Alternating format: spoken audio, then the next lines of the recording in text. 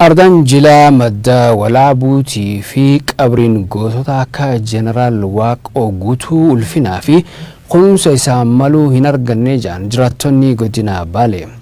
Jilli Koongirensii Federaalistii Oromoo Lafaa Tanaa daawwate barana gootota Oromoo caalaa warra Oromoo gabroomseef ulfinni kennamu jira jedhan. Oduu tana bal'inaan Birhaan Birruutu isinitti hima.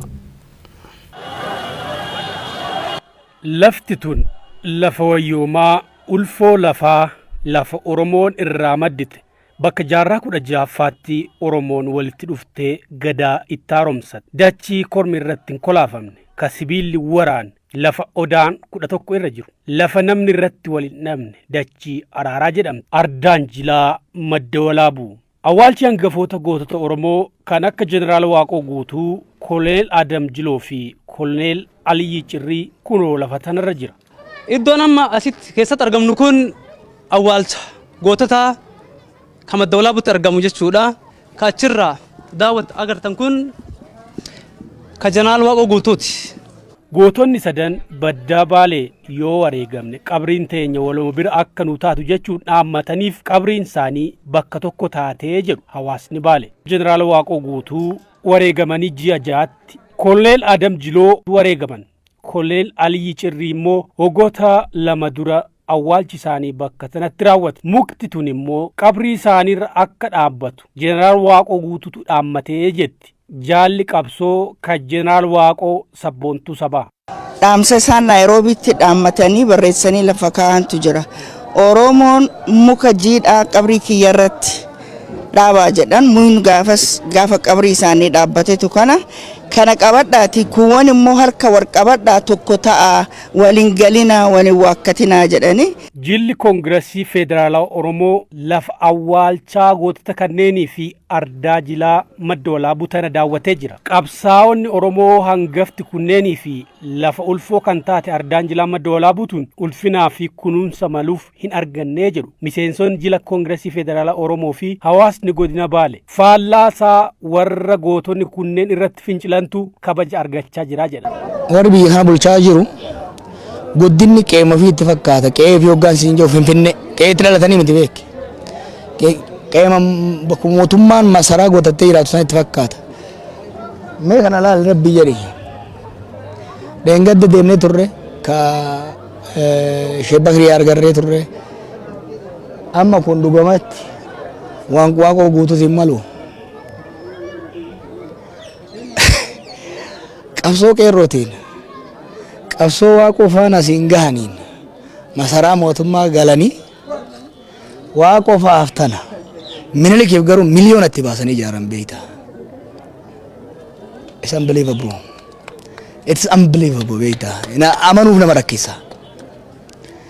Waaqoof kana Aliyyi Cirriitiif kana dhiira zamana dukkanaa san keessatti darmaan Oromoo waliin beeyne san keessatti naftaanyaa Ingiliziin bira jirtu Faransaayeen bira jirtu hanga funyaanii hidhate muroonnoodhaan onneedhaan qawwee caccabtuu Somaaliirraa ergifatanii xayyaara dhayanii by the way rebeelulaa hedduu biyya kana keessa ture ka xayyaara dhayee lafaan gahee garuu Waaqoo guutuu fa'aa qofa turan harka osoon kennin yeroo dheeraa qabsoo guddaa godhanii irraan dhalannee nu dhaalchisan. Biyya nu dhaalchisan irratti waggaa lama keessatti ka isaaniin ijaarame Minilikiif ijaaran Haayila Sillaasee Harre Sillaasee jarri kun lolee qaarsesaniif madda walaabuu jechaan handhuura Oromoon bakka Oromoon irraa madditee jedhan akka kanatti ta'uu osoo hin tahin naannoon kun marti bareedee bakka seenaa qabu ta'eetiin barruu adda addaa guyyaa isaan qabsaa'anirraa fi haga dhumaatitti barruudhaan bakka kanatti silaa kaahamuutu irra jiraataa jedha. Siidaa halagaan jarreen kana isaan falmanii ajjeesanii jalatti biyya fixanii Oromoo fixanii bileenaan galma Minilik keessa bashannansiisuu jechuun miira haamilee uummata Oromoo cabsuu jechuudha. Kun hin danda'amtu taas.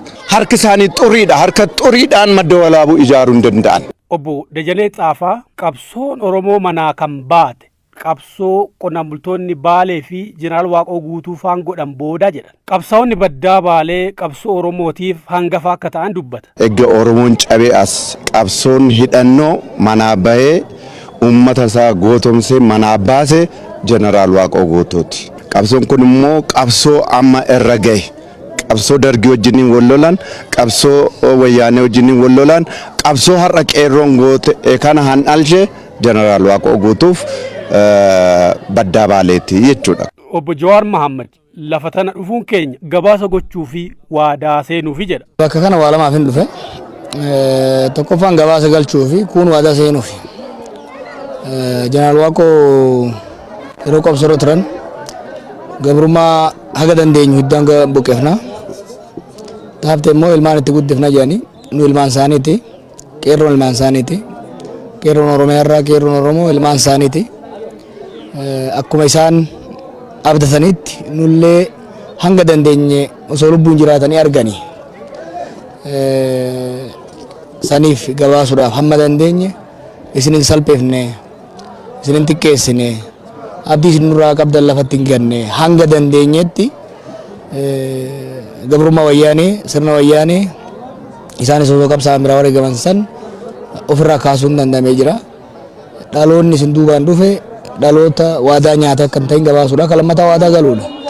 Qabsoon hin xumuramne.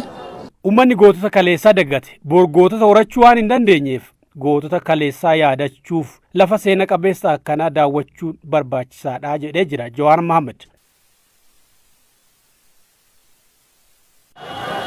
Murteessoo waan ta'eef Oromoon daangaa hanga daangaa wal hubannaan qophii taasisuu qabaa jedhan jiraattonni magaalaa Shaashamannee. Jiraattonni OMN'f yaada kannan filannoon kun kan qabsoon Oromoo guduunfaa argatu jedhanii jiranii lammaaf seentuu yaada isaanii qindeesse. Haala filannoo almaa wal qabnee deemaa jirru kana wajjin wal qabate dhugamatti carraan kun carraa xumuraati Oromoodhaaf kufaatii hammana hin jedhamne akka kufnoodha tana dabarraan. Nama isaa ta'u filatee filannoon kun akka karaa gaariidhaan akka jalqabneen akka goolabamu dhuma isaa akka hin balleessine filannoo nama isaa ta'u yoo filate ni bilisoomna jedhee abdii irraa qaba dhibbatti jechuudha. Warra siyaasaa akkuma jedhu PABO yoo dhufe KFO yoo dhufe ABO yoo dhufe hawaasni maal jedha afaan tokko dubbatama bakkuma geette hundatti jechuudha. Maal tokko ta'an nuti koottaa hidhaatiin jira. Kun immoo waan baay'ee burjaajii hedduu keessa komii guddaa dhageessisaa jira. Kanaaf adaraa rabbii wanna biraa wanna tokkollee isin irraan barbaadu sabni Oromoo isin qofti tokko ta'a sana booda immoo milkaa'inni ganama jira dhiyoo jira milkaa'inni sabni Oromoo kan isin irraa barbaada. Filannoodhaan wal qabsiisee jalqaba qeerroo fillee uummataaf illee wanti dhaamu akkana gurmuun sochoon qofa baay'ateef tiisisni qodaan buqqisu wanti jedhu tokkollee jira. Baay'inaa fi iyya akkasii fi nusan caala waraqaa eenyummaa keessan qopheeffadhaa jalqaba irratti yoo waraqaa eenyummaa wannan jenne homaa waa baay'ee faayidaa qabu nutti fakkaatu mirga keenyallee karaa seeraatiin kabajsiisuuf moor kana qabnallee jechuudhaaf jalqaba waraqaa eenyummaa haa qopheeffannu. Lammaffaan mootu dhaaba sadiin kana keessaa dhaaba nuuf ta'a jenne kaayyoo isaatitti amannee sagantaa siyaasaa isaa beennee dhaaba sadiin kana keessaa tokko jalatti gurmaa'uun dirqama. Walumaa galatti as dachaane Oromummaa teennaan wal morkuu irra osoo hin taane waliin taane waan kana morkine alagaa irra aante kana yoo jikfanne barru biyyatti nagara tokkotti deebisuu dandeenya. Galmi keenya hunduu bilisummaa Oromooti. Sabni Oromoo yoo ittiin illee saalfate maqaa paartii qofa saalfata. Saniin ala tokkummaa qaba. Saniin ala gamtaa qaba, cimina qaba. Sagaleen Jimmatti dubbatamu, sagaleen Wallakkatti dubbatamu, sagaleen Arsii irratti dubbatamu tokkuma komiin inni dhiyeessu galanni inni dhiyeessu tokkuma sabni Oromoo guutuun Oromiyaadha jechuudha. Kanaaf maal isaan irraa fedha? Daba baay'eetu jira, sharri baay'eetu jira. Dhullaan beekamiti dhullatu irraadhaan kana. Magaalaa Gimbii jiraattonni OMN'f yaada kannan rakkoo hawaasummaa gaafatanii jiranii beenya shiramuutu yaada isaanii qindeesse. Jennu kuni kan nuyi ittiin jiraannu hojii mana kanaatiin jechuudha. Hojii elektirooniksii kan hojii suphiinsan hojjenama jiraachisuudha. Arra jira yuunivarsiitii adda addaa jira. Mobaayilii caammaa hojii mokootiin of mataan koo torbee darbee keessa na dhukkubee maatii kootiif akka itti waa ittiin dawalee maatii kootiin birriillee naa gashaadhe ittiin himadhullee dhabee asiillee dhaamsa illee ergeennaan dhaamsi sunillee maatii bira akka naan geenyatu deebi'ee naa dhufe Kun rakkoo amma nan jedhamneedha kan nurra ga'e. Manni kuni mana dhuunfaadha kan kiraayin fuudhe. Kanaatii fi keessumaa hojiin keenya kun immoo hojiin elektirooniksii kun neetwoorkiin hin jiru taara waan goonu hin qabnu. Kanaaf guyyaa tokkotti illee yeroo itti chaarjeerii tokko gurguruu dadhabneedha. Yoo gurgurree yoo hojjenne immoodha kan nuyi kiraayii manaa kaffallu. Gibira mootummaa immoo amma dheengadda dhufanii asii hojjettanii maal gootanii waan meeqa dhufanii karaa bulchiinsa magaalaallee sadarkaa irratti cufuu ga'aniiru. Kanaatii fi gibira mootummaas ta'e kiraayii manaas ta'e yoo hojjenneedha kan nuyi kaffallu. Jiraachuu dadhabaara lixi kun sadarkaa ofiisaa of dadhabee jireenya maatii isaatii geggeeffachuu dadhabaa jira. Guyyaa guutuu ta'a oolla fala mataa keenyaa wallaallee biyya neetwoorkiin jiru hojjechuudhaaf illee baay'ata ittiin deemnu hin qabnu. Kan kiisii isa arra ittiin deemnu yuumini kan nyaannee bullu arra nyaannee bullee bormaal nyaannaa waan jedhu tokko hin qabnu.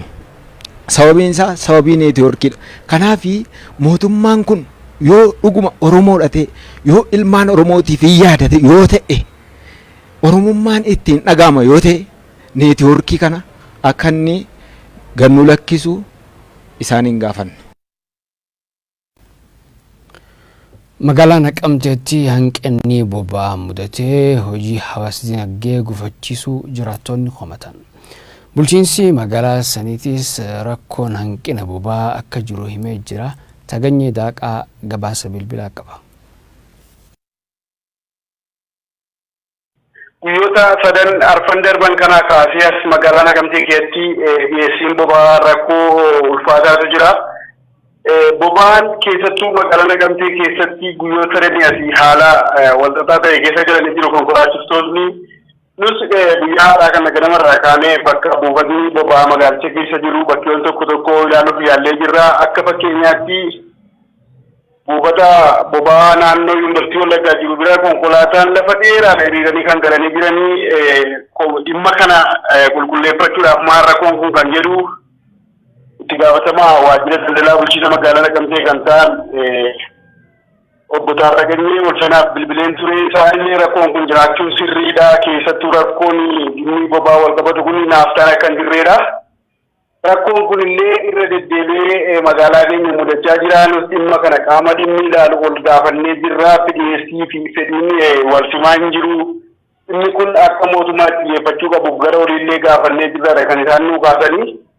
Kanaan wal qabatee rakkoo gama kanaan dhibuudhaanii konkolaataan boba'aa kana warri guuttatanii taarifa humnaa uummatatti dabaluun yeroo isaaniitti taarifa birrii lamaan deemamuu qabu birrii 3 4 waan birrii 3 birrii 5 6 gaafatan illee magaalaa kana keessatti mul'atee jira. Rakkoo kana furuudhaafis warra qaama kallattiin dhimmi kun ilaalu waliin hojjechaa akka jiranidha obbo Taarraganyee kan isaan nuuf kaasanii. Dhimmi kun magaalaa Naqamtee keessatti yeroo kana qofa osoo hin taane darbee yeroo guyyaa lama guyyaa 3 torbee tokko bada. Kanarraa wal qabatu konkolaattonni qofaa guddatu yeroo isaan sa'aatii 3 isaa olillee hiriiranii toora keessa galanii jiranidha kan jiru jechuudha akka magaalaa Naqamteetti. Kanaan wal qabatee dhiyeessiin naaftaa akka magaalaa kanaatti ammallee hanqina guddaa akka inni qabudha kan isaan nu kaasanii. Guyyaatti boottee tokko lamatu dhingalaadha kan isaan jedhanii. Haa ta'u malee humni konkolaataa magaalaa kana keessa jiru waliin wal simaa waan hin jirree fi rakkoon akkasii akka jiru sirriidha. Komiin hawaasaa kun waan jedhudha kan isaan nu kaasanii. Konkolaachistoonni illee kan nu kaasanii hojii idilee isaan irratti gufuu akka ta'ee jiru. Kanaaf mootummaan dhimma kana atattamaa irratti xiyyeeffatee furmaata waaraa kaa'uu akka qabudha kan isaan gaafatanii jiran. Gama birootiin abbootii qabeenyaa mana buufata konkolaataa buufata boba'aa qaban kana dubbisuuf yaallee yeroo tokko boba'aatu jira. Isaan beekaa dhoksu namoota muraasaaf gurguru waan jiruuf illee gaafannee turre. Isaan illee lakkii kun nurra kan hin jirre boba'aan yeroo dhufu ga'umsumaatu hin qabu. Wantina boba'aatu jira. Waan dhufu kana gaafanni galu konkolaattonni toora galaniiti kan isaanii fudhatanii. Kanaaf wanti qofaatti taa'ee jiru kan hin jirredha kan isaan nu kaasan. OMN ijaaf Boromataatti kan daawwachuu jirtan magaalaa gudditti Oromiyaa Finfinneerra oduu biyya alaa qabna. Afayyaa'in mana barii bakka bu'oota Ameerikaa Naansi Peeloosi waraqaa haasawaa Pireezidaant Doonaald Tiraamp qabu jiran. Haasawaa waggaatti al tokko pireezidaantoonni Ameerikaa Koongireesii fuulduratti dhiyaachuun haasawan State of the Union Address guyyaa kibxataa kan haasawan Pireezidaant Tiraamp dhimma waggoota afran dhufan aangorra